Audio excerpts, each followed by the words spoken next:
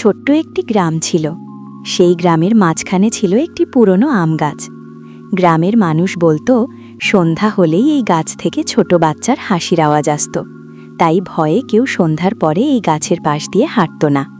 দিন দিন যেন ভয় আরও বেড়ে চলছে। এই আম গাছের রহস্য আমাদেরকেই বের করতে হবে। আম গাছের ভয় আমাদের গ্রামে যেন একটা আতঙ্কের ছায়া ফেলেছে। তোমরা সবাই আমার সাথে থাকবে। হাফিজ গ্রামের সবার সাথে কথা বলে বাড়িতে আস্তে আস্তে ভাবছে কিভাবে এই আম গাছের রহস্য উন্মোচন করা যায়। হাফিজ অনেক সাহসী ছিল, তাই সে ভূতপেতনি বিশ্বাস করত না, কিন্তু কি করবে বুঝে উঠতে পারছে না। হাফিজ খেতে বসেও আম গাছের কথা ভাবছে। ছালমা হাফিজের মুখ দেখে জিজ্ঞেস করল, কি গো, কি হয়েছে তোমার? খেতে বসেও তুমি মনে হয় কোনো কিছু নিয়ে ভাবছ। তোমাকে অন্যমনস্ক মনে হচ্ছে। কি নিয়ে এত ভাবনায় পড়ে গেছ? না, তেমন কিছু না। আমাদের গ্রামের পুরনো সেই আম গাছের কথা ভাবছি। আম গাছের আতঙ্কে পুরো গ্রাম নীরব হয়ে গেছে। সন্ধ্যার পর কেউ আম গাছের রাস্তা দিয়ে আসতে পারে না ভয়ে।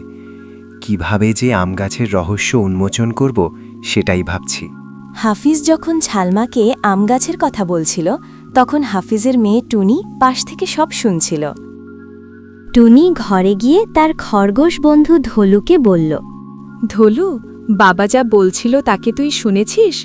এই গ্রামের পুরনো আম গাছে কি এমন রহস্য আছে যার ভয়ে গ্রামের মানুষ সন্ধ্যার পরে নীরব হয়ে যায়?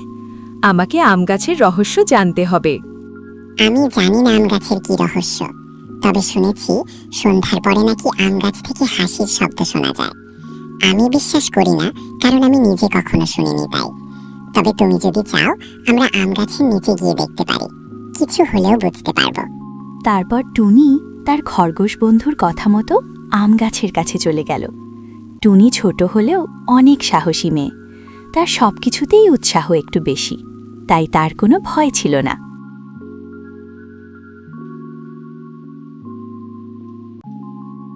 টুনি আর ধলু এই অন্ধকার রাতে গ্রামের সেই পুরনো আম গাছের নিচে এসে দেখে এখানে কিছুই নেই। অন্ধকারে খোলা আকাশের নিচে দাঁড়িয়ে আছে একটি বড় আম গাছ। তারপর টুনি আর ধলু আম গাছের নিচে দাঁড়িয়ে আম গাছের উপরে তাকিয়ে থাকে। কিছুক্ষণ পর টুনি দেখতে পেল আম গাছের ওপর থেকে একটি ছোট বানরের বাচ্চা নামছে। টুনি দেখে অবাক, এটা কোনো ভূত না, ছোট বানরের বাচ্চা। বানরটি হাসতে হাসতে বলল, আমি এতদিন মানুষকে ভয় দেখিয়েছি, মানুষ এত ভীতু। তুমি এটা ঠিক করোনি, তুমি পুরো গ্রামকে আতঙ্কে রেখেছ। গ্রামের মানুষ ভয়ে এই আম গাছের নিচে আসতো না। গ্রামের মানুষজন আম গাছের নিচে চলে আসে।